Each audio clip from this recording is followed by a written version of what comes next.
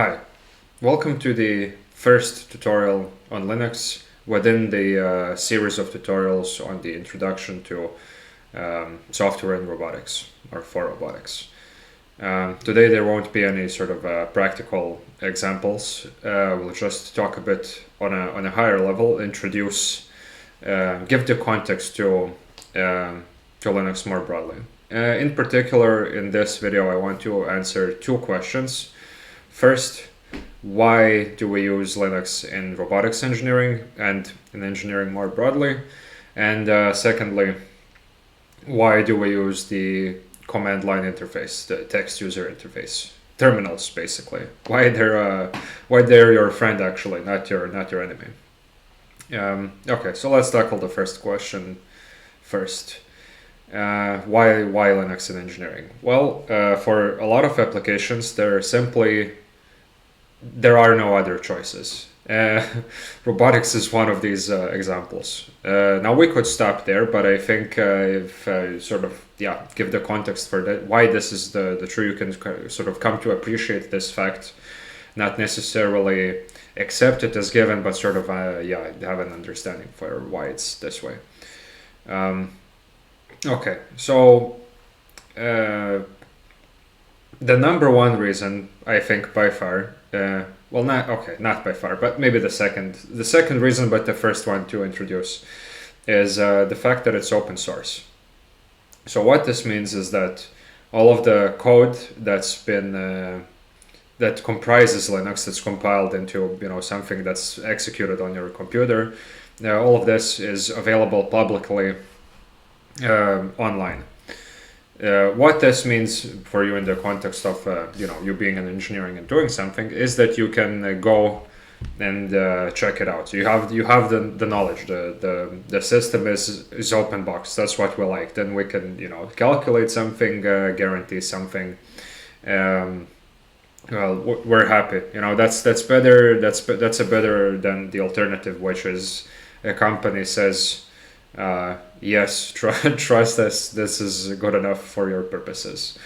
Now, of course, here I should give the caveat that you won't, or anyone won't ever know everything that's going on in an entire operating system. So the point isn't that you know every line of code when there's in the kernel something like 5 million lines of code, if I remember it right. The idea is that other people can check it. You can run tests that you can write yourself, or the other people can write, and you have sort of this system of trust. That's why we also like open source for cryptography, because sort of everyone can then verify that these algorithms really work. And it's kind of the same thing if you're building if you're engineering some system. And yeah, on this open source note, I should also add the fact that the development is distributed. So in theory, anyone can write a patch, push it, have it accepted. And this sort of the open source framework is something that I personally like, but I think it's sort of now becoming a more mainstream idea that it's the best for everyone. That's why. For example, Facebook developed or Meta developed PyTorch and released it publicly, because they know that if people use their library, they add stuff on it, everyone profits. The users profit, but the company themselves, they profit in the sense that they have a better product. Other people checked it, they added more things, and so on.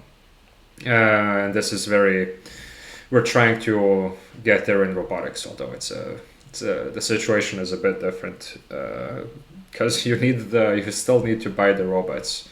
Okay, anyway, let's not get sidetracked. Other reasons why you want Linux for your in robotics specifically.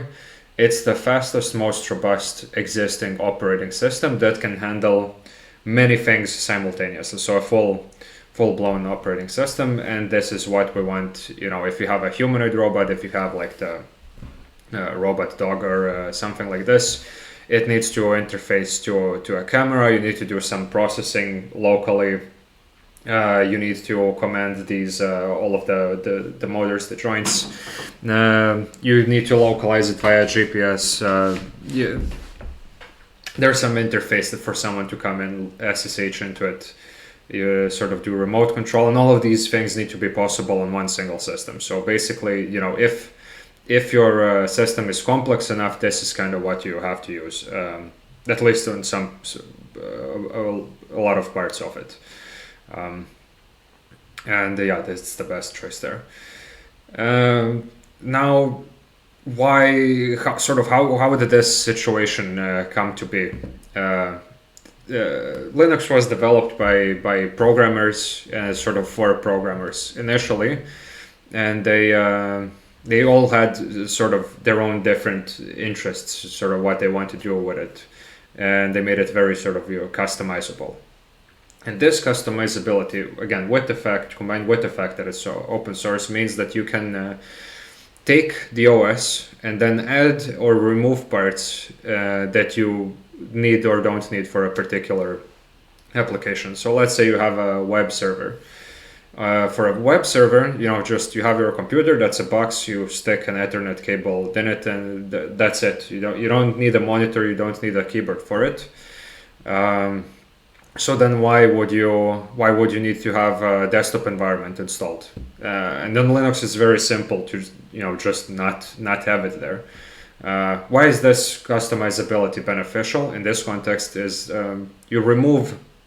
if you remove a lot of the parts to only have what you need, there's sort of the vector of possible failures is smaller, and you're closer to understanding the whole system. And it's easier to repair, it's easier to build and guarantee something about it, and so on. Then if you take a lot of these boxes, computers, and you stack them on racks and you put them in a big warehouse, and you have like 10,000 of them, then you have the cloud. And then the different computers can have slightly different tasks that you can you modulate the OS on the fly. You of course have specialized programs, but an OS is essentially a collection of programs that manage the computer's hardware. And then you of course want to customize that for your own particular need. Now, if this sounds like a bit esoteric, consider the following. If you have 10,000 computers and you optimize your OS a bit, you can and then save like 10% of electricity, over the course of a year or something. That can be, tens of millions of dollars saved. So even like a smaller amount of things can get you far. So I've talked a bit about customization into scale, but you can also scale it down, which is more interesting if you're into robotics. So this right here is a Raspberry Pi. This is a full-blown computer. I mean, your smartphone is a full-blown computer as well, but it's not as easy to, this has an Ethernet port and USB ports and so on. So there's a bunch of things that you can do with a small computer. This is not necessarily embedded computing yet, but anyway. If you, like I said, you gave the example of a bigger robot, but you can have a smaller one as well. Something like a robot car. You put the Raspberry Pi on here. It has a Wi-Fi module, so you can give it commands from your laptop, or it can run everything it needs locally. Because again, this is a full computer. You stick a camera there. You put some motors for the wheels, and you connect it you connect it to the chip, and the chip controls the car. And then it can do things like drive around the track, for example. This is the example this is from the course called Autonomous Robots given at Chalmers University in Gothenburg. Very, very fun course. So shout out to them. Okay. I should note on this that sometimes if you have hard real-time guarantees and you're just controlling a motor or something, then something like an Arduino is better. This is like a controller or a microcontroller, or if it could be made into a PLC, I suppose. for industrial processes, like then you don't need the OS. You just need your single file that's a control loop to run. That's it. So there's different levels to this, and I don't want to oversimplify, but you can get away with just Linux in a lot of these cases. So if you look at all of the different computers that are out there, again, smartphones, Raspberry Pis on these embedded devices, your Wi-Fi router, things like this, it's actually that your host computer that runs Mac or Windows, that's like the only exception. Pretty much everything else runs Linux for the most part. Something like 90% of all servers are run Linux. And so why is this relevant? Well, if you're an engineer and you learn this one system, Linux, and GNU/Linux, I should say, then you can use it for all of these various cases. If you're doing robotics, let's say, and you have you're programming the robot on your own computer, the robot has a different computer, and let's say you offload some of the neural network processing onto a different computer over the cloud, let's say with 5G or something. You have like 3-4 different computers involved, and they all run the same system. So it's like you don't. Of course, it is customized on for all of these cases, at least a bit. But you can. Once you embrace it, you can do many things. Is what I'm trying to say. And finally, why Linux? It has the best command line interface out of the competition. Although Macs are really good on this front. Okay, so why a command line interface? And when I say a command line interface, I mean something like something like this. You have a shell. Everything is a text. Now I just listed sort of the contents of my files here. I can do like a bit of a bigger text, and if I have some sort of a text editor, I also run it in the terminal. So everything here is text. I mean, it could theoretically, it can display images, but the point is that everything is text. And it's the Lord's year 2024 at the moment of recording this. Why are we using 80s technology? There's again a default reason. It's simply nothing else is available in a lot of these cases, like the servers, the Raspberry Pis, and so on. You don't have a monitor attached to it so that you can click and change something on it, nor would you want to have this usually. So what you then do is you do an SSH. That's basically the shell that I just showed you. You can remotely log into a different computer's shell, and then you can do exactly the same things that you can do on your host computer, basically, if it again runs Linux. So it's really that simple to use something like a server or a Raspberry Pi. It's the exact same interface. There are no differences if it's the command line interface. But there are other reasons why we didn't come up with something else.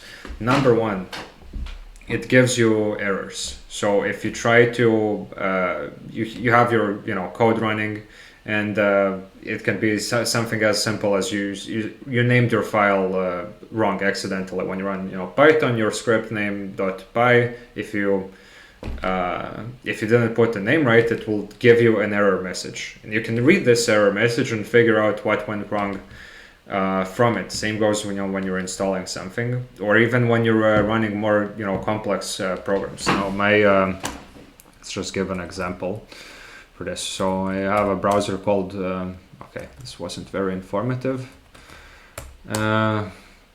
If I'm running something like Firefox, it will give me some. Okay, now of course there are no errors, but it gives you the standard way to print out messages for programmers as well is just give them out as standard terminal output, and this will prove to be very useful. I'll try to sort of come back to this point as much as possible to just say read the text, read the errors. That's the easiest way to fix your bugs is to just read the errors. Okay, but then there's a more sort of another point, which is on Linux at least, every single thing that exists on the computer is a file of some sort, and every file can be treated as a text file. Like even, even if you have like an image, you can open an image as text. And now you see it's like some nonsense, but it works, right? Why is this a good thing? Well, all of this text, it's essentially written in a language of some sort, a combination of languages maybe. And once you are able to speak this language, you are basically able to talk to the computer, let's say. When you click things, you're not really, it's the computer is trying to, in a way, be more approachable to you. But if you try to make if you try to understand how the computer works, you can tell it what to do in more fidelity. If there isn't something that exists on a GUI, there's no program for what you want to do. You're out of luck. There's no way for you to do something. But if you speak this language, this text, you can still do it, no problem. There's a bunch of commands that exist to help you with this, so that you don't have to invent hot water, as my people say. But you can program something in and create it, and a program you write is text. Everything is text. So essentially, what you do is when you know a lot of these commands and you put them into scripts, so you just chain. You have 5-6 things you want to do, and you chain them together. You put them in a file. Now you can run the 6 commands together. You're basically programming the computer itself, what it does. It could be many things, like, I don't know, just open 3 windows and open 3 different programs in 3 windows. That's like a trivial thing to do with the shell. But it could also be something like, I don't know, you tell it to update itself every day at 8 o'clock if you want. You tell it to synchronize all your data to a different server. On the robot, this is like especially useful, because you can sort of manage I think I told you enough. I don't want this to last for too long. Whoopsie. Okay, so what have we covered in this video? We covered why we use Linux in robotics engineering and in engineering more broadly. The main reasons were that it's very customizable, it's everywhere, and it offers the best command line interface. And the command line interface is your friend, because it is the sort of the best way to interact with a computer. And of course, if you are an engineer, if you're a programmer, you want to have the control over a lot of different things, because like I said, it's in some cases it can mean millions of dollars a year just because you have this fidelity. Sometimes there's something you want to do and you are unable to do it otherwise, and it can also just make your life a bit easier if you're familiar with the language. Okay, that's it for this video. See you in the next one, hopefully.